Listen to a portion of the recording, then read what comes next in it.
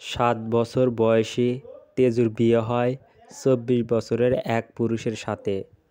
সেই বাসরাতই তাকে রেখে লন্ডন চলে যায়।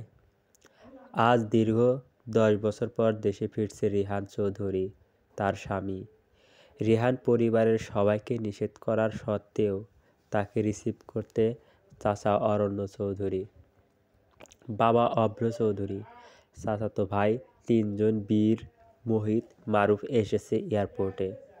অন্যদিকে চৌধুরী বাড়িতে আজ খুশির জোয়ার। সবচেয়ে বেশি খুশি রুহি তালুকদার। তার নাড়িচেরা ধন আছে 10 বছর পর।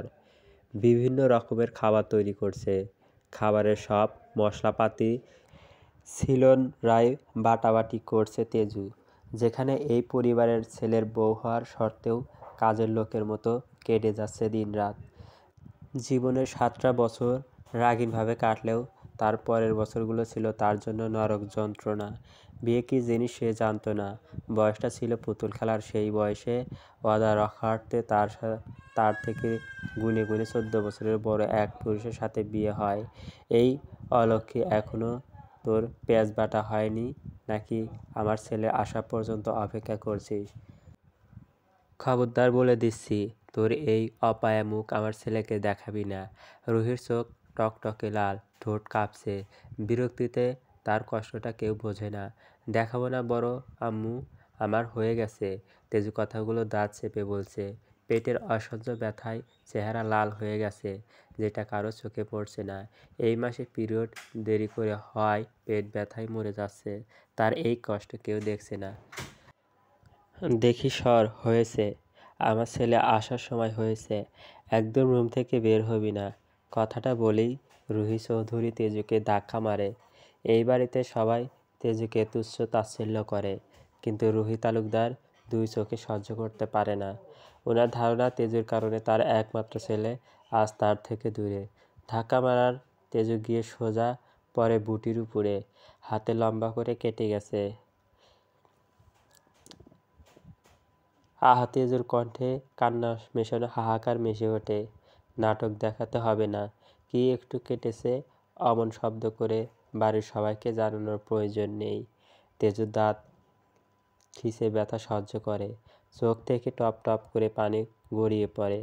বসা থেকে উঠতেই মাথা ঝিমঝিম করে ওঠে। কোনো মতে কোমরে হাত দিয়ে কিছুক্ষণ স্থির হয়ে দাঁড়িয়ে রুমের উদ্দেশ্যে হাঁটা দেয়। রুমে এসে বেডে শুয়ে পড়ে। চোখ দিয়ে অঝরে পানি পড়ছে। বুকটা ধড়ফড় করছে। মনে হচ্ছে শ্বাস বন্ধ হয়ে আসছে। চোখ বন্ধ করে ভাবতে থাকে 14 বছর আগের ঘটনা, অতীত। তোর কত বড় সাহস আমার নোটবুকে হাত দিচ্ছিস? আজ তোর হাত আমি কেটে ফেলবো। পিছন থেকে এমন চিৎকার শুনে ভয়ে কেঁপে ওঠে তেজু। হাত কাঁপতে কাঁপতে ধপ করে হাত থেকে পড়ে যায় নোট খাতাটা। ভাইয়া, বিশ্বাস করো, আমি ইচ্ছা করে ধরিনি। এই যে এখানে ধুলো পড়েছিল, সেটা পরিষ্কার করছিলাম। তেজুর গলায় আতঙ্ক স্পষ্ট। মিথ্যাবাদী, একদম মিথ্যা বলবি না। চোর কোথাকার, নিশ্চয় এটা চুরি করার জন্য নিচ্ছিলি। আজ তোর এই হাত আমি রাখবো না। রিহানের কথায় দূরে পালাতে চায় তেজু। তার শরীর কাঁপছে ভয়ে। পালানোর আগে রিহান তার ঝুঁটি ধরে টান মারে। কোথায় যাচ্ছিস? আমার জিনিস চুরি করতে আসার আগে মনে ছিল না শাস্তির কথা? ভাইয়া, আমি।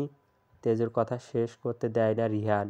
মুখ চেপে ধরে আর এক হাতে তেজুর ডান হাত নিয়ে দরজার ভিতরে ঢুকিয়ে দরজা আস্তে করে বেঁধে দেয়।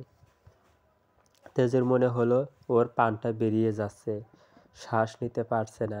রিহানের হাতে কামড় দিয়ে নিজেকে ছাড়িয়ে নেয়। ও আল্লাহ, আম্মু তুমি কোথায়? তোমার পরি ব্যথায় মরে যাচ্ছে। আল্লাহ আল্লাহ। ফ্লোরে বসে কই মাছের মতো থরফর করছে তেজু। হাতে 4 আঙ্গুল লাল টুকটুকে হয়ে একটা লম্বা দাগ বসে গেছে। ব্যথায় কি করবে ভেবে পায় না। কেমন পাগলের মতো হামাগুড়ি দিতে থাকে সারা রুমে।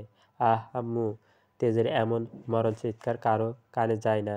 চারিদিক নীরব, কেউ এগিয়ে আসে না। কান্নার মাঝে তেজু শুনতে পায় বাহির থেকে ছোট মার বড় মার কান্নার শব্দ। কি হয়েছে বুঝতে পারে না। আস্তে ধীরে উঠে হাঁটা দেয়। পিছু পিছু রিহান যায়। তেজুর চোখ দিয়ে সমানে পানি গড়িয়ে পড়ছে। বাবা মৃত্যুর আগে একটা কথা রাখবে আমার? ছেলের কথায় আমজাদ চৌধুরী কেঁদে দেয়। বুক কেঁপে ওঠে। বাবার হয়ে ছেলের লাশ কাঁদে না যে, সেটা একমাত্র বাবারই জানে। কী কথা রিক? আমাকে বল, আমি রাখবো তোর কথা। আমার মেয়ে তেজু কই? বড় ভাই তো এখন নেই। তোমাকে বলছি, আমার মা মরা মেয়েটাকে দেখে রেখো। হয়তো একটু পর আমার সময় ঘনিয়ে আসবে। রিহানের সাথে আমার মেয়েটার বিয়ে দিও তুমি বাবা। ওয়াদা করো আমাকে। বাহিরের পরিবেশ আমার মেয়ে মানিয়ে নিতে পারবে না। তোমরা সবাই ঘরের মানুষ। ও তোমাদের সাথে বাকি জীবনটা সুখে শান্তিতে কাটাক। ভাবি, দেবে তো তোমার ছেলেকে আমার মেয়ের হাতে? রুহি চৌধুরী কেঁদে ওঠে। বুক ভেঙে যাচ্ছে। রিককে সে দেবর কম, ভাইয়ের চোখে বেশি দেখে। এইভাবে বলছিস কেন? আজকে দুইজনের কাজই ডেকে বিয়ে দিব। তোর মনের কুতকুত সব চলে যাবে। আমার তেজুর খেয়াল রাখবো। তোর কিছু হবে না। ভাবির কথায় রিক শান্তির নিঃশ্বাস নেয়। তার মাঝে রুমে ঢুকে তেজু। বাবার চোখের পানি দেখে নিজের ব্যথা ভুলে যায়। বাবা, কি হয়েছে তোমার? কান্না করছো কেন? কিছু হয়নি। একটু পর যা হবে সব বাবার দিকে তাকিয়ে মেনে নিবি। একদম না করবি না। বিকেলবেলা কাজে ডেকে রিহান আর তেজুর বিয়ে হয়ে যায়। রিহান বিয়ে করবে না বললে রুহি নিজের কসম দেয়। বাধ্যগত রিহান বিয়ে করে, কিন্তু এই মেয়ে সে মেনে নিতে পারে না। ছোট তেজুকে লাল টুকটুকে শাড়ি পরিয়ে রিহানের রুমে রাখা হয়। রাত 2টা বাজে। রিহান আসেনি। তার মাঝে রিহান মেসেজ দিয়ে বলে সে আমেরিকা চলে এসেছে সন্ধ্যার ফ্লাইটে। এই বিয়ে সে মানে না। সে কথা শুনে রিক অবাক হয়ে যায়। তার মেয়ের কি হবে? সেই দিন রাতে রিক মারা যায়। 7 বছরের তেজু সেদিন জীবনের সবচাইতে অসহায় মুহূর্ত পাড়ি দিয়েছে। একদিকে স্বামী পালিয়ে চলে যায়, অন্যদিকে বাবা সারা জীবনের জন্য চলে যায়। সেই থেকে সবার ভালোবাসার ধরন পাল্টে যায়। মিষ্টি ভালোবাসার পরিবর্তে মিষ্টি যন্ত্রণা দিচ্ছে সবাই প্রতিনিয়ত। বর্তমান বাবা, আমি তেজুকে তালাক দিব। এই বিয়ে আমি কখনো মেনে নিতে পারবো না। তখনও পারিনি, এখনও পারবো না। যেহেতু বিয়েটা 3 কবুল পড়ে হয়েছে, তাই মুখে 3 তালাক বলেই হয়ে যাবে। রিহানের কথায় গাড়িতে থাকা সবাই অবাক চোখে তাকায়। কেউ শব্দ করার সাহস পায় না। তেজু একা একা স্যাবলুন দিচ্ছে। ভীষণ জ্বালা করছে। নিজের ওষুধ দিয়ে নিজেই ফু দিচ্ছে। যন্ত্রণায় ছুটে চোখ দিয়ে অঝরে গড়িয়ে পড়ছে পানি। অনেক লম্বা করে হাতের তালুতে কেটে গেছে। নিঃশব্দে কাসফিয়া তালুকদার নাতির রুমে ঢোকে। আমাকে দে দাদু ভাই, আমি করে দিচ্ছি। কিভাবে কাটলো? তেজু চোখ তুলে ফেললেন। চোখে তাকিয়ে থাকে দাদুর দিকে। কি জবাব দিবে সে? তার বড় বউই তো বটিতে ধাক্কা মেরেছে। অসাবধানতায় কেটে গেছে বটিতে। কাসফিয়া চৌধুরী হালকা হাসলেন। তারপর যত্ন করে স্যাবলুনের বোতল আর তুলো নিজের হাত দিয়ে ফু দিতে দিতে হাতে লাগাতে লাগলেন। আমাকে কেন মিথ্যে বলছিস তেজু দাদু ভাই? আমি তো সব জানতা মানুষ। আমি বলছি শোন, এখনো সময় আছে, চলে যা এখান থেকে। কার আশায় পড়ে আসিস তুই এখানে? তেজুর নির্লোভ নির্যাতিত চোখে তাকিয়ে থাকে সেই কুঁচকে যাওয়া হাতের দিকে, যা এখন তাকে সামান্য আরাম দিচ্ছে। এখানে তো আমার সব স্মৃতি জড়িয়ে আছে, কিভাবে ফেলে যাব? এই জীবনটা আল্লাহর কাছে এভাবেই সঁপে দিলাম। এই পৃথিবীতে সবাই ভালো থাকবে এমন তো কথা নেই। কারো না কারো তো কষ্ট থাকতে হবে। সে না হয় আমি থাকলাম। বুড়ো বয়সে আমাকে কাঁদাতে চাইছিস কেন? তোর এমন কঠিন কথা যে আমি সহ্য করতে পারছি না। দেখি শুয়ে পড়, আমি গরম পানির সেঁক দিচ্ছি। তেজু নিঃশব্দে শুয়ে পড়ে। কাসফিয়া তালুকদার যত্ন সহকারে পেটের মাঝে হট ব্যাগটা চেপে ধরেন। তার মাঝে নিচ থেকে চিৎকার শব্দ শোনা যায়, দাদু, আমাকে দাও। সে বোধহয় চলে এসেছে। আমি পারবো। তুমি গিয়ে দেখা করে এসো। কাসফিয়া চলে যান। না গেলে এখন আবার রুহি হাজার কথা বলবে। নিচে এসে সিঁড়ির কাছে দাঁড়াতেই দেখতে পান নিজের বংশের বড় নাতিকে। রিহান কিভাবে পারলি এত বছর মাকে ছেড়ে বিদেশ থাকতে? আমাদের কথা কি একটুও মনে পড়েনি? পড়েছে মম, কিন্তু হেল্পলেস ছিলাম। ছেলের কণ্ঠে রুহির মনে শান্তির হাওয়া বয়ে যায়। কত বছর পর সামনাসামনি মম ডাকটা শুনল। রিহানের চেহারা দেখে বোঝা যায় আগের মতোই আছে, হয়তো একটু গম্ভীর হয়েছে। কথার ভিতর রাগও মিশা আছে। দাদু ভাই কেমন আছিস? কারো কাপা কাপা কথা শুনে রিহান সামনে তাকিয়ে দেখে তার দাদু। মাকে ছেড়ে দাদুকে জড়িয়ে ধরে। আস্তে আস্তে সবার সাথে কুশল বিনিময় করে সোফায় বসে পড়ে। বড় মা, তেজু কোথায়? বীরের মুখে তেজু নাম শুনেই রিহান ভয়ঙ্কর চোখে তাকায়। তেজু নামটাকে সে ভীষণ রকম ঘৃণা করে। কানের কাছে শুনলে মনে হয় কেউ গরম শিকা ঢুকিয়ে দিয়েছে। রুহি বিরক্তির সাথে বলে, কাজ করা ভয় সেই যে রুমে গিয়েছে আর আসেনি। ও আর কি করবে? সারা জীবন আমাদের ঘাড়ে এইভাবেই চেপে যাবে। কাসফিয়া বিস্ময় ভরা নয়নে তাকিয়ে থাকে। মানুষ এমন মিথ্যা কীভাবে বলে? রুহিকে না দেখলে বিশ্বাসই করতো না। সারাদিন মেয়েটাকে কেটে মেরে এখন বলছে কাজের ভয়ে রুমে শুয়ে আছে। তারও কিছু করার নেই। এই বাড়িতে তার কোনো কথাই আর চলে না। মম, আমার রুমটা কি আছে নাকি আরেকটা রুমে থাকতে হবে? আমার ক্লান্ত লাগছে, রেস্ট করব। তোর রুম যেমন রেখে গিয়েছিস তেমনই আছে, চল আমি দেখিয়ে দিচ্ছি। আমি নতুন না, এই বাড়ির প্রত্যেক কোণা আমার চেনা, দেখিয়ে দেওয়ার প্রয়োজন নেই। আর হ্যাঁ বাবা, সামনে নির্বাচন আছে, সব কিছুর প্রস্তুতি নাও। এইবার আমি দাঁড়াবো আমাদের পরিবার থেকে। সবাই অবাক চোখে রিহানের দিকে তাকিয়ে থাকে। কেমন গম্ভীর, রাগী, কিটকিটে মেজাজি হয়ে গেছে সে। কথার মাঝে রাগ স্পষ্ট। রিহান কথাটা বলে এক সেকেন্ডও দাঁড়ায় না। গটগট পায়ে হেঁটে উপরে চলে যায়। রুমে ঢুকে একটা লম্বা নিঃশ্বাস নেয়। সব কিছু আগের মতোই যেন কেউ যত্ন সহকারে গুছিয়ে রেখেছে। একটা জিনিসও এদিক সেদিক হয়নি। সুটকেস থেকে একটা শার্টস আর টি শার্ট নিয়ে ওয়াশরুমে চলে যায়।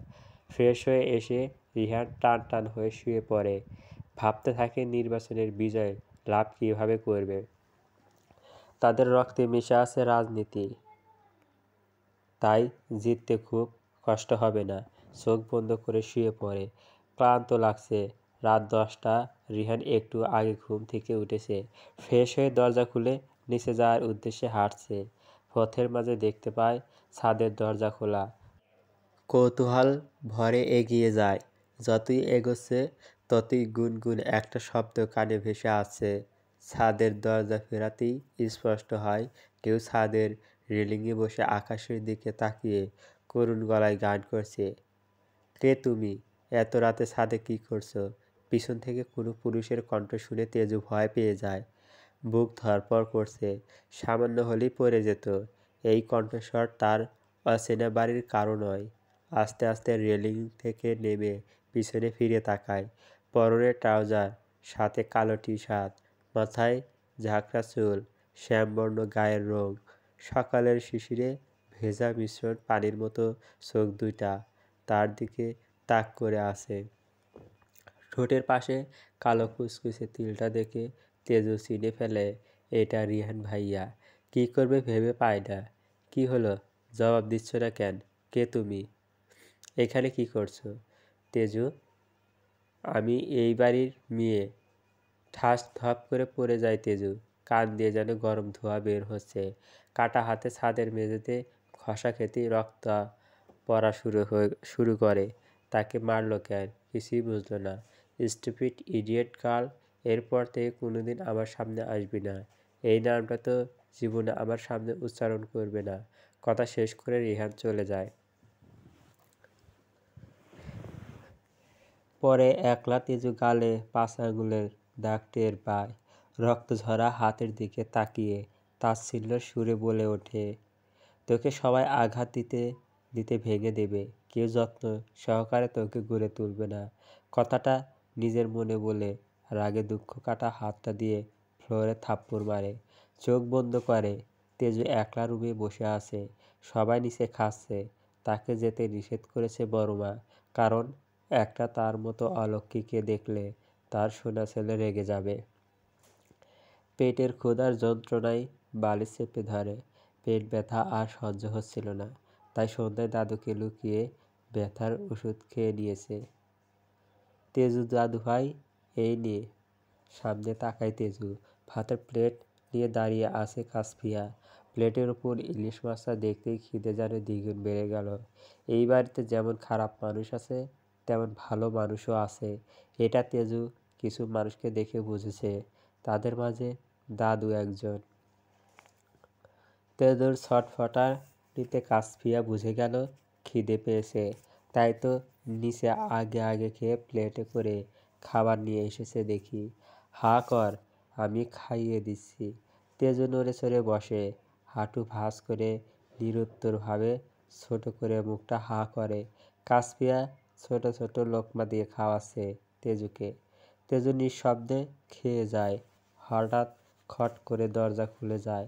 দুজন পিছন ফিরে তাকায়, দেখে বীর দাঁড়িয়ে আছে, তেজুর আরেকজন খেয়াল রাখার মানুষ, যদিও সেটা মুখে বলে না, আচরণে বোঝায়। তেজু বোঝে তেজু রানী আজকে নিচে খেতে যাননি কেন। মাথা নিচু করে নেয় তেজু, যার ফলে খাড়া চুলগুলো এসে পড়ে কপালে। কোনো জবাব দিতে পারে না। বীর এগিয়ে এসে পাশে বসে। জীবনে প্রথমবারের মতো তেজুকে স্পর্শ করে। খাটা চুলগুলো কপাল থেকে সরিয়ে কানে গুঁজে দেয়। থমকে যায় তেজুর মস্তিষ্ক। নির্লোভ চোখে তাকিয়ে থাকে, মুখে কোনো ভাষা নেই, যেন পাথরের মতো অনুভূতিহীন। কলেজে ভর্তি হবি না? কলেজের কথা শুনে বুকের ভিতরটা স্যাঁত করে ওঠে। এসএসসিতে গোল্ডেন এসেছে, তাও কেউ তাকে নিয়ে তেমন আগ্রহ দেখায়নি। বড় মাকে ভর্তির কথা বললে তার এক কথা, পড়াশোনা করে কী করবি? সেই তো জামাইয়ের বাড়ি গিয়ে হাঁড়ি পাতিল পরিষ্কার করবি। এই কথা শুনে কিছু বলতে গেলেও বড় মায়ের ভয়ঙ্কর দৃষ্টি দেখে মুখের কথা গিলে নেয়।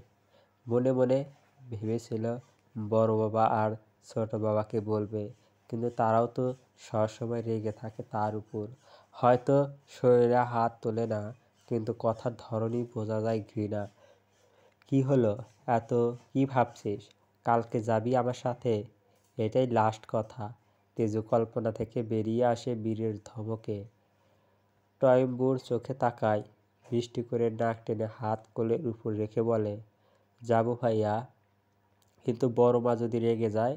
রাখবি না, আমি আছি তো। এমনিতেই বড় বাবাকে আমি বলেছি, উনি বলে দিয়েছেন ভর্তি করাতে। সত্যি খুশিতে আত্মহারা হয়ে বলে ওঠে তেজু। কখনো ভাবতে পারিনি কলেজে দেখা সে পাবে। স্কুল তো বছরে 1 মাসও ভালো করে যায়নি। সকালে বাসার সব কাজ করতে হতো, তাই দেরি হয়ে যেত। বীর ভাই 2জন শিক্ষিকা রেখেছিল, তাদের পড়া খুব সহজে বুঝিয়ে নিত, তাই এই রেজাল্ট। বীর নিষ্পলক চোখে তাকায়। এই মুখে কি আছে সে জানে না, শুধু চায় এই মেয়েটা একটু সুখে থাকুক, শান্তিতে থাকুক। 3 বছর বয়সে মা মারা যায়, 7 বছর বয়সে বাবা, আর সেই থেকে সব কিছু থেকেও ইতিমের মতো বড় হয়েছে। ভালোবাসা জিনিসটা কখনো উপলব্ধি করার সুযোগ পায়নি। এখন যে খুশির ঝলক চোখে মুখে, হয়তো তার পরের কথায় সেটা মুছে যাবে। কালকে কলেজে ভর্তি হওয়ায় সাথে সাথে হোস্টেলেও রেখে আসবো। আমি সব ব্যবস্থা করে রেখেছি। এইখানে থাকলে তুই পড়াশোনা করতে পারবি না, সব ক্লাস মিস হয়ে যাবে, তাই এই ব্যবস্থা। চোখ বড় বড় করে তাকায় তেজু। মুখ অন্ধকারে ঢেকে যায়, কোমর হেলিয়ে পিছনে সরে যায়। অসহায় চোখে দাদুর দিকে তাকায়। কাসফিয়া চৌধুরী নীরব। তার মুখ দেখে বোঝা যায় এই সিদ্ধান্তে উনি রাজি। 2 হাত রেখে তেজু ফুঁপিয়ে কেঁদে ওঠে। চমকে ওঠে বীর আর কাসফিয়া। ভাতের প্লেট রেখে তড়িঘড়ি করে নাতিকে ধরে কাসফিয়া, দাদুমণি, তুই এমন করছিস কেন? কি আছে এই বাড়িতে? কেন থেকে যেতে চাইছিস এই নরক যন্ত্রণায়? কার মায়ে পড়েছিস? তেজুর কান্না থেমে যায়। দাদুর হাত ধরে এগিয়ে যায় বারান্দায়। পিছে পিছে বীরও যায়। তেজু হাত মুঠো করে বাগানের পিছনে তাক করে, যেখানে ছোট্ট একটা বাতি জ্বলছে, যার নিচে হাজারো কবর। এই যে তাদের মায়ায় থাকতে পারবো না তো তাদের না দেখে। তোমরা হয়তো ওইখানে মাটি উঁচু করা 2টা কবর দেখো, কিন্তু আমি দেখি আমার ভালোবাসার মানুষ 2টাকে। ওইখানেই আছে আমার স্নেহের মানুষ 2জন, যারা আমাকে হাঁটতে শিখিয়েছে, কথা বলতে শিখিয়েছে, প্রথমবারের মতো কপালে চুমু খেয়েছে। তোমরাই বলো আমি ওদের না দেখে কিভাবে থাকবো? যখন ওই দিকে তাকাই মনে হয় তারা আমার দিকে মায়া ভরা চোখে তাকিয়ে আছে। তাদের এই মায়া ছেড়ে কীভাবে থাকবো আমি? দয়া করে আমাকে এখান থেকে যেতে বলবেন না। বীর ভাইয়া কথাগুলো বলতে বলতে তেজু বসে পড়ে বারান্দায়। তার কষ্ট কেউ কেন বুঝে না। ছোট বাচ্চাদের মতো কান্না করছে তেজু। কাশফিয়ার চোখ দিয়ে অঝোর পানি গড়িয়ে পড়ছে। আজ বুঝতে পারল কেন তেজু রুমে কম, বারান্দায় বেশি থাকে। মাঝে মাঝে সকালে ডাকতে গেলে দেখতো ঠান্ডা ফ্লোরে শুয়ে আছে। কিছু বললে তার জবাব ছিল, সকালের বাতাস খেতে খেতে ঘুমিয়ে গেছি। সকাল 9টা। তেজু হলুদ কালার একটা 3 পিস পরে নেয়, তার উপর সুন্দর করে হেজাব করে, হালকা পিঙ্ক কালার জুতা, ডাগর ডাগর আঁখিতে কাজল টানে, ঠোঁটে একটু হালকা লিপস্টিক দেয়। ব্যাস রেডি সে। মনে খুশির জোয়ার বয়ে যাচ্ছে। কালকে বীর ভাইয়া বলেছে হোস্টেলে দিয়ে আসবে, এমনকি ভর্তি করবে। শর্ত একটাই, নিয়মিত ক্লাস করতে হবে। তেজু কিছু না ভেবে রাজি হয়ে যায়। রেডি হয়ে বারান্দায় গিয়ে তাকায় দূরে মা বাবার কবরের দিকে। আমি যাচ্ছি আব্বু, আম্মু দোয়া করবে। আমি জানি না তোমরা আমাকে দেখছো। রুম থেকে বেরিয়ে দাদু রুমে গিয়ে সালাম করে নেয়। নিচে আসতেই দেখতে পাই কেউ নেই, যে যার কাজে চলে গেছে। বীর ভাইয়ের কথা মতো বাড়ি থেকে বেরিয়ে দেখতে পায় হেলাল দিয়ে মোবাইল টিপছে। বীর ভাই শরীরে সুটবোট পরে আছে। তেজু চোখ নিচু করে হালকা সরে বলল, ভাইয়া চলুন। কারো চিকন কণ্ঠস্বর শুনে বীর সামনে তাকায়, দৃষ্টি স্থির হয়ে যায়। ঢুক গিলে মানুষের নিষিদ্ধ জিনিসের প্রতি বেশি ঝোঁক। বীরের ও তাই, কিন্তু সে নিজেকে সামলে যাচ্ছে 17 বছর ধরে। প্রথম প্রথম বুঝতো না এই অনুভূতি কেন কেন হতো। ধীরে ধীরে বড় হলো, নিজের অনুভূতি বুঝতে শিখলো। সাথে বুঝতে পারলো এই বিয়ে তার জন্য নিষিদ্ধ, কিন্তু তার তো নিষিদ্ধ জিনিসের প্রতি টান বেশি। টেনে হিঁচড়ে চোখ সরিয়ে নেয়। ঘেমে গেছে পকেট থেকে রুমাল দিয়ে কপাল মুছতে নেয়। তেজু গিয়ে পিছনে বসে। বীর চোখ ছোট ছোট করে তাকায়। তেজু চোখ তুলে তাকায়। জি ভাইয়া। তেজু রানীর প্রতি উত্তরে ভাইয়া ডাকটা কেমন যেন শোনা যায় বীরের কাছে, তাও প্রকাশ করে না। ভ্রু কুঁচকে হাত বাজ করে আড়াআড়িভাবে বলে, আমাকে কি তোর ড্রাইভার মনে হচ্ছে? সামনে আয়, পিছনে বসেছিস কেন? যখন কলেজের সামনে নেমে যাবি তখন সবাই তো আমাকে ড্রাইভার ভাববে। তেজু ফিক করে হেসে দেয়। বীরের হৃৎপিণ্ডে থমকে যায়, শরীর কেঁপে ওঠে, হাঁসফাঁস লাগছে। এই মেয়ে এইভাবে হেসেছে কেন? বুকের মাঝে কেউ যেন আগুন জ্বালিয়ে দিল। থপ করে বসে যায় ড্রাইভিং সিটে। গাড়ি স্টার্ট দেয়। এই মেয়ে সামনে আসলে হয়তো নিজেকে সামলাতে পারবে না। ভয়ে ভয়ে গাড়ি চালাচ্ছে, হাত কাঁপছে, শরীর দুলছে। সেই ছোটবেলায় এই হাসিটা দেখেছে, সেই হাসি দেখে অদ্ভুত অনুভূতি হয়েছিল। সেটা তখন বোঝেনি, কিন্তু এখন বুঝে 10 বছর পর আরও সেই হাসি দেখলো। কি হলো ভাইয়া, গাড়ি স্টার্ট দিলেন কেন? বললেন না সামনে যেতে? তা কিছু হবে না, এমনি বলছি। তাহলে তো আজকের জন্য আমার ড্রাইভার হয়ে গেলেন। বীর নিঃশব্দে হাসে। খুব করে বলতে ইচ্ছা করলো, তুই চাইলে সারা জীবনের জন্য হতে পারি। মনের কথা মনেই চেপে রাখে, মুখে বলে, সবসময় এমন হাসি খুশি থাকবি, ফুরফুরে মেজাজে কথা বলবি, যেমন এখন বলছিস। তেজু মাথা নাড়ায়, যার অর্থ ঠিক আছে। কলেজে এসেছে 2 ঘন্টা হয়ে গেছে। মুস্তা হাকিম ডিগ্রি কলেজ তেজুর খুব পছন্দ হয়। বীর ভাই ভর্তি করিয়ে অফিসের কাজে চলে গেছে। যাওয়ার সময় মোবাইল দিয়ে গেছে, সাথে অর্ডার দিছে, যতগুলো ক্লাস হয় সব ক্লাস করবি, ছুটি হলে আমাকে কল দিবি, আমি এসে নিয়ে যাব। তেজু তাই মেনে নিয়েছে। মোবাইলটা ব্যাগে ঢুকিয়ে জানালা দিয়ে তাকাতেই গলার পানি শুকিয়ে যায়। রিহান ভাইয়া এই কলেজে কেন এসেছে? সিনিয়রদের সাথে কথা বলছে, অনেকজন আছে পাশে। ভয়ে তাড়াতাড়ি করে মুখের উপর খাতা দিয়ে দেয়। ভার্সিটির সব মেয়েরা হাঁ করে তাকিয়ে আছে রিহানের দিকে। এই ছেলের বয়স 34 বছর। জানলে হয়তো সবাই হার্ট অ্যাটাক করবে। কেমন বেহায়াদের মতো তাকিয়ে আছে। আরে মামা, মেয়েগুলো এতদিন আমাদের অধীনে ছিল, এখন দেখি তোর অধীনে চলে গেছে। সব লুচ্চা মেয়ে। ইমাতের এমন কথায় বন্ধুরা সবাই হেসে দেয়।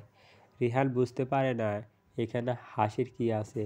রিহানের পরনে সাদা শার্ট, উপরে কালো ব্লেজার, মাথায় ঝাঁকড়া চুল, ঠোঁট কামড়ে চারিপাশে কি যেন খুঁজছে। আশেপাশে তার নজর নেই। বন্ধুদের কথায় বিরক্ত হয়, লাভ নেই, আর একজনের বোকা করার জিনিস। রিহানের বলা কথা বন্ধুরা কেউ বুঝতে পারে না। জিজ্ঞাসু দৃষ্টিতে তাকাতেই দেখে রিহানের দৃষ্টির উপরে 3তলা জানালার দিকে। রক্তচক্ষু নিয়ে তাকিয়ে আছে, হাত মুঠো করে রাগ কন্ট্রোল করার চেষ্টা করছে। কাঙ্ক্ষিত মানুষকে খুঁজে পেয়েও শান্ত হতে পারছে না। তেজু ভয়ে বই দিয়ে মুখ ঢেকে রেখেছিল। হঠাৎ একজন এসে বইটা টান মারে। চমকে যায় তেজু। তড়িঘড়ি জানালা দিয়ে তাকিয়ে দেখে রিহান ভাইয়ের দৃষ্টি তার দিকে নিবদ্ধ। ভীষণ ভয় পেয়ে যায়। পেছন ফিরতেই সামনে তাকিয়ে কিছুক্ষণ আগের ভয়টাকে ভুলে যায়। কী রে তেজু, কেমন আছিস? এক্সামের পর তো কোনো রকম খোঁজ খবর নেই। কথা শেষ করতেই বিন্দাস হাত বাড়িয়ে দেয়। তেজু বিনা দ্বিধায় হাত মিলিয়ে জবাব দেয়, এই তো ভালো। তুই কেমন আছিস? আসলে এক্সাম দেওয়ার পর আজ প্রথম বাইরে বের হয়েছি, তাও অ্যাডমিশন নেওয়ার জন্য। ওহ, এইভাবে আর কত তেজু? বীর ভাইয়াকে বলে হোস্টেলে চলে আয়। আর কত এই নরক যন্ত্রণায় থাকবি? যতদিন না আমি আমার কাঙ্ক্ষিত লক্ষ্যে পৌঁছাচ্ছি। মানে কিসের লক্ষ্য? ইমতিয়াজ অবাক নয়নে চেয়ে আছে। কথাটা বলার সময় তেজুর মুখভঙ্গি ছিল অস্বাভাবিক। কিছু না, লক্ষ্য একটাই, পড়ালেখা করে একজন বড় ডাক্তার হব। ও, সেটা চাইলে হোস্টেল থেকে হতে পারিস। অবশ্য তোকে বলে লাভ নেই, কম তো বলেনি স্কুল লাইফ থেকে। স্যার বলেছে আজকে ক্লাস হবে না, চল ক্যাম্পাসে ঘুরে আসি। ক্লাস হবে না? এতক্ষণ হুদাই বসে থাকলাম। তুই যা, আমি বাড়ি যাব। বীর ভাইয়াকে কল করছি, উনি এসে দিয়ে যাবে। ওকে। ইমতাজ চলে যেতেই তেজু জানালা দিয়ে তাকায়। হুক উসকে যায়, জায়গাটা খালি। এতক্ষণ তো এখানে ছিল। নিজেই ফিসফিস করে বলে, ভালো হয়েছে চলে গিয়েছে, নয়তো দেখা যেত সবার সামনে তোর শরীরে হাত উঠিয়েছে। তেজু মোবাইল বের করে বীরকে কল দেয়। স্কার্টটা ঠিক করার জন্য চেষ্টা করতে থাকে। নিঃশব্দে করিডোর দিয়ে হেঁটে যাচ্ছে তেজু। এদিকে তেমন মানুষ নেই, সবাই ক্যাম্পাসে ঘোরাঘুরি করছে। হাঁটতে হাঁটতে হঠাৎ করে হাত টান পড়তেই চমকে যায়। ভীতু চোখে তাকাতেই দেখে হাত ধরে একটা ফাঁকা ক্লাসরুমে টেনে নিয়ে গেছে কেউ। মুখের উপর গরম নিঃশ্বাস পড়তেই কাপা শরীর নিয়ে তাকায়। চোখ ছাড়া কিছু দেখা যাচ্ছে না। মানুষটা নিজেকে পুরো লুকিয়ে রেখেছে। হাতের ব্যথায় চোখ দিয়ে পানি চলে আসে তেজুর। একে তো কাটা হাত, সেটাই শক্ত করে চেপে ধরেছে। ব্যথায় শরীর কাঁপছে। জীবনে প্রথম এমন ভয়ানক পরিস্থিতিতে পড়েছে সে। চোখের পানির বন্যা বয়ে যাচ্ছে। কাপা কণ্ঠে বলে ওঠে, কে আপনি? এমন করছেন কেন? কে? কথা শেষ করতে পারে না, তার আগেই ঠোঁট দুটো চিপে দেওয়ার মতো চেপে ধরে 2 আঙুল দিয়ে। ব্যথায় প্রাণ বেরিয়ে যাওয়ার মতো জোগাড়। ঠোঁট সেনসিটিভ জিনিস সেটাকেই চেপে ধরেছে। তেজের মুখ জ্বলে যাচ্ছে। হুশ কোনো কথা বলবে না। আজ এই ঠোঁট আমি রাখবো না। যেই ঠোঁট দিয়ে অন্য পুরুষের সাথে কথা বলিস আর এই হাত দিয়ে হ্যান্ডশেক করেছিলি, তাই না? আজকে এই হাত আমি রাখবো না। এমন ভয়ঙ্কর কথায় তেজুর অন্তরাত্মা কেঁপে ওঠে। দাঁতে তাস চেপে লোকটাকে গম্ভীর স্বরে বলছে। তেজু কিছু বুঝে ওঠার আগেই নিজের শরীর দিয়ে তেজুর শরীরকে চেপে ধরে দেওয়ালের সাথে।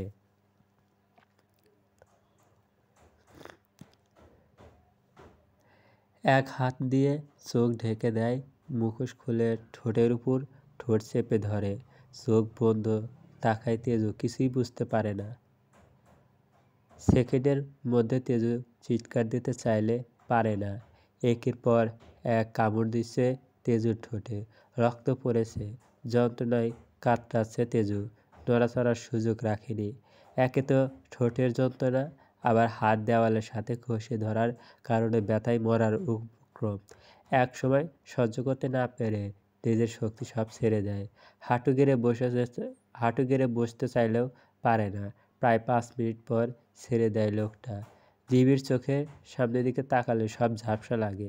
আশা করি আমার এই মিষ্টি শাস্তির কথা সারা জীবন মনে থাকবে। তোমার ঠোঁটের কসম, নেক্সট টাইম থেকে কোনো ছেলের সাথে এই ঠোঁট দিয়ে কথা বললে এই ঠোঁট কেটে বক্সে ভরে রাখবো। একদম last and first warning, mind it. নিজের কথা শেষ করেই শব্দের মতো দ্রুত বেগে চলে যায় সে। দেয়াল ঘেঁষে পড়ে তেজু। ঠোঁটে হাত দিয়ে দেখে রক্ত, স্কার্ফ রক্তের ফোঁটা গেছে।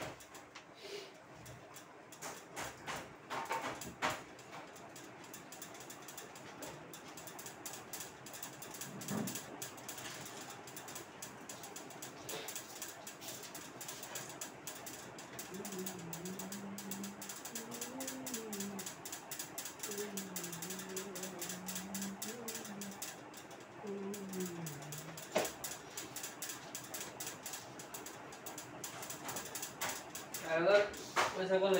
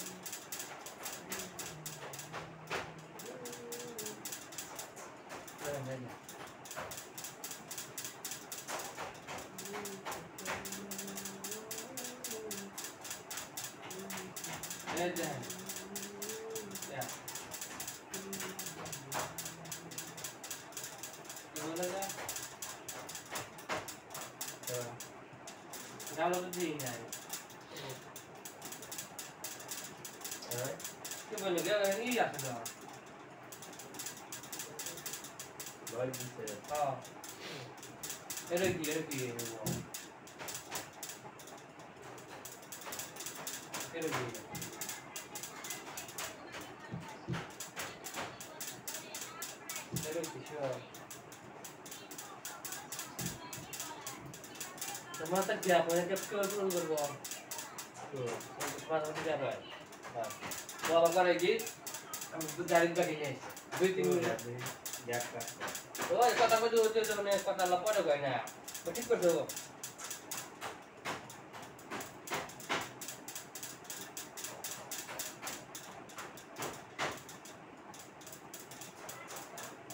চলবে।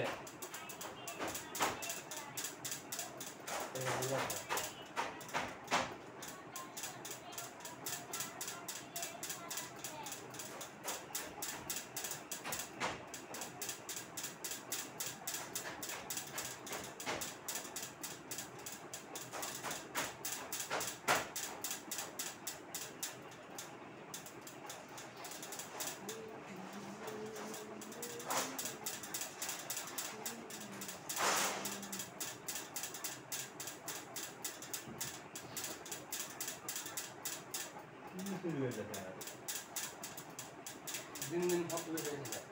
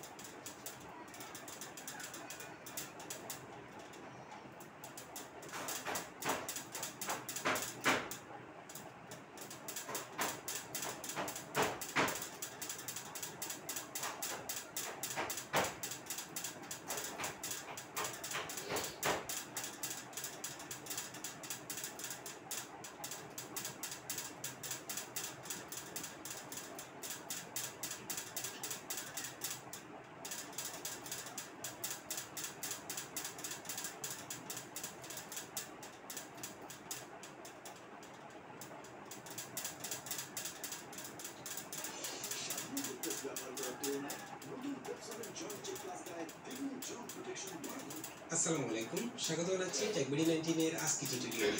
আজকে টিউটোরিয়ালটি ক্যাপকাট ইউজারদের জন্য খুবই স্পেশাল হতে চলেছে, কারণ আজকে আমরা ক্যাপকাটের খুবই গুরুত্বপূর্ণ 3টি স্পেশাল ট্রিক্স শিখতে চলেছি, যে ট্রিক্সগুলো অ্যাপ্লাই করার মাধ্যমে ক্যাপকাটে আরও সহজে এবং কম সময়ে ক্রিয়েটিভ কাজগুলো করে ফেলা যাবে। এবং এই টিউটোরিয়ালটি স্পেশাল হওয়ার আরও একটি কারণ হলো আজকে আমরা অসাধারণ একটি ফ্রি প্লাগইনস আপনাদের সাথে শেয়ার করব, যেখানে রয়েছে অসংখ্য অ্যানিমেটেড আইকন, প্রিমিয়াম সব মোশন গ্রাফিক্স, সাউন্ড ইফেক্ট এবং বিএফএস ওভারলে সহ অসাধারণ সব প্রফেশনাল ইফেক্ট। তো দেরি না করে চলুন কম্পিউটার স্ক্রিনে চলে যায় এবং সেই সাথে নিয়মিত গ্রাফিক্স ডিজাইন এবং ভিডিও এডিটিং রিলেটেড টিউটোরিয়াল পেতে চ্যানেলটি সাবস্ক্রাইব করে আমাদের সঙ্গে থাকুন।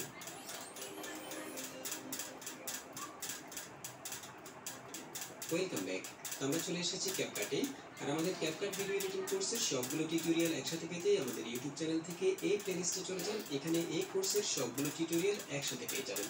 তো আজকে টিউটোরিয়াল আমরা ক্যাপকাটের যে 3টি গুরুত্বপূর্ণ ট্রিক্স শেয়ার করব, তার মধ্যে প্রথমে রয়েছে মাল্টিপল ট্র্যাকের মধ্যে ট্রানজিশন ব্যবহার করা।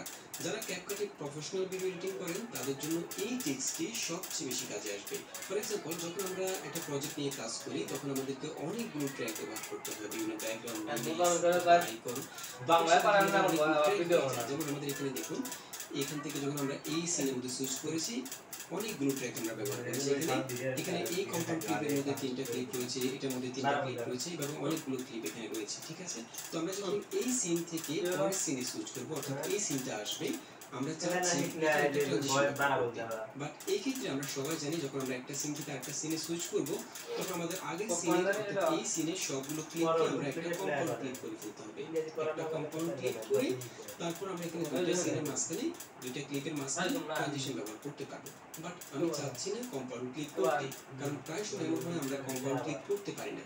যেমন আমরা এখানে এই ক্লিপগুলোর মধ্যে যে অ্যানিমেশনগুলো ইউজ করেছি, হয়তো আমরা চাচ্ছি পরবর্তীতে সেই ক্লিপগুলো থেকে অ্যানিমেশনগুলোকে কপি করতে বা সেই ক্লিপগুলোকে কপি করতে, সেক্ষেত্রে আমাদেরকে আবার কম্পাউন্ড ক্লিপটাকে এক্সট্রাক্ট করে ডাবল ক্লিক করে সেখান থেকে কপি করতে হবে। এই কাজটা একটু ঝামেলা। তো সেই ক্ষেত্রে আমরা যেটা করতে পারি, আমরা একটা ট্রান্সপারেন্ট ক্লিপ অ্যাড করে সেই ক্লিপের মধ্যে ট্রানজিশন ব্যবহার নেই। এখানে আমরা একদম প্রজেক্টের শেষে চলে আসবো। পরবর্তী সিন, এখানে যে যতগুলো ক্লিপ রয়েছে সবগুলো ক্লিপের উপরে আমরা কম্পাউন্ড ক্লিপটাকে রাখবো, একদম সবার উপরে। যখন কন্ট্রোল বি দিয়ে পেস্ট করলাম, এটা একদম উপরে রাখবো, এখানে রাখলাম। এরপর আমি ঠিক এতটুকু লিখি। এরপর আমরা প্লেটাকে একদম দুটো সিনের মাঝখানে প্রথম সিন আর পরের সিন, এই দুটো সিনের রেখে আমরা এই ক্লিপটাকে একদম সিন মাঝখানে রাখি। আমরা জানি যদি আপনি যত বেশি কম্পাউন্ড ক্লিক করবেন এই দুটো বলতে মানে কোন থেকে এক্সপ্রেশন লাগে না যাবে। তো আসলে যে আমরা অনেকগুলো কম্পাউন্ড ক্লিক করার কারণে আমরা ভিডিও দেখায় কার কথা বলেন নাই ক্যাপকাট অফিসে চলে যাবেন, টেয়ার দরকার না পারতে রিসোর্স এবং কম্বিনেশন। এখান থেকে আমরা ক্লিক করে দেখি সর্বশেষ ক্লিক হচ্ছে এইটা। আপনি দেখুন মোবাইল তো আছে না। ওকে, এখন আমরা এখান থেকে প্রথমে এই ক্লিপটাকে রাইট বাটন ক্লিক করে কম্পাউন্ড ক্লিক করে ফেলবো। এখন দেখুন এই আইকনের এরিয়াটা দেখুন, আমি যদি এটাকে মুভ করি তাহলে বুঝতে পারবেন। এই দেখুন, এটা হচ্ছে এরিয়া, ফুল স্ক্রিনের মধ্যে এরিয়াটা রয়েছে। বাট আমি কম্পাউন্ড ক্লিক করার আগে এটার এরিয়া ছিল শুধুমাত্র এতটুকু। তো এই ধরনের আরও অনেক ইফেক্ট আছে, যে ইফেক্টগুলো ইউজ করার জন্য আমাদেরকে ক্লিপের এরিয়াটুকু ফুল স্ক্রিনের মধ্যে নিয়ে আসতে হয়। তো আমি এখান থেকে রাইট বাটন ক্লিক করি, ক্রিয়েট কম্পাউন্ড ক্লিপে ক্লিক করি, এখান থেকে আমরা ফুল স্ক্রিনের মধ্যে এরিয়াটাকে নিয়ে আসবো। দেন আমরা এখান থেকে এই ধরনের ইফেক্টগুলো ইউজ করতে পারি। যেমন আমি যদি এই ইফেক্টটা ইউজ করি, একইভাবে আমরা এখান থেকে এখন দেখুন এটা ঠিকভাবে ফ্লোটিং করছে। ওকে, তো মোট কথা হলো যে ইফেক্টগুলো ব্যবহার করলে আপনার কাছে মনে হচ্ছে যে অবজেক্টটা ক্রপ হয়ে যাচ্ছে, অর্থাৎ অবজেক্টের সাইডটা কেটে যাচ্ছে, সেক্ষেত্রে আপনি সেই অবজেক্টটাকে প্রথমে কম্পাউন্ড ক্লিক করে ফেলবেন, দেন সেই ইফেক্টটা ব্যবহার করবেন। যেমন আমরা এখান থেকে যদি আরেকটা ইফেক্ট ইউজ করি, আমি এটাকে ডিলিট করে দিলাম, দিয়ে আমরা এখান থেকে রিপেল ইফেক্টটা ইউজ করবো, এটাকে আমি অ্যাপ্লাই করছি। এই দেখুন, এই ইফেক্টটা ইউজ করার ক্ষেত্রে আমরা একইভাবে কম্পাউন্ড ক্লিক করতে হবে। কম্পাউন্ড ক্লিক করি এবং এটা যদি ইউজ করি, এই দেখুন এটা ঠিকভাবে রিপেল করছে না, এখানে আমাদের আউটসাইডটা কেটে যাচ্ছে। ঠিক আছে, তো আশা করি এই তিনটা ট্রিক্স আপনাদের খুব বেশি উপকারে আসবে। এখন আমরা শিখবো কিভাবে এই জুসের ফ্রি ইফেক্টগুলো ক্যাপকাটে ব্যবহার করবে। এর জন্য আমরা প্রথমে এই জুস প্লাগইনসটি ইনস্টল করে নেব। যদিও এটা অ্যাডোবি প্রিমিয়ার ও আফটার ইফেক্টের জন্য তৈরি করা, বাট আমরা চাইলে ক্যাপকাটের মধ্যে এই ইফেক্টগুলো ব্যবহার করতে পারবো। তো প্লাগইনসটি ইনস্টল করার জন্য আমরা এখান থেকে সিম্পলি ক্রোম ব্রাউজারে এই জুস লিখে সার্চ করব এবং এখান থেকে আমরা এই জুস.com এই লিংক ক্লিক করব। দেন এখান থেকে ফ্রি প্লাগইনসে ক্লিক করে ডাউনলোড ফর উইন্ডোজে ক্লিক করে প্লাগইনসটি ডাউনলোড করে নেব। এর আগে আমরা প্রথমেই লগইনে ক্লিক করে সাইন ইন করে নেব। কন্টিনিউ উইথ কুকি ক্লিক করে জিমেইল অ্যাকাউন্ট দিয়ে সাইন ইন করে নেব। ওকে, দেন এখান থেকে ডাউনলোড ফর উইন্ডোজ। এরপর আমরা এখান থেকে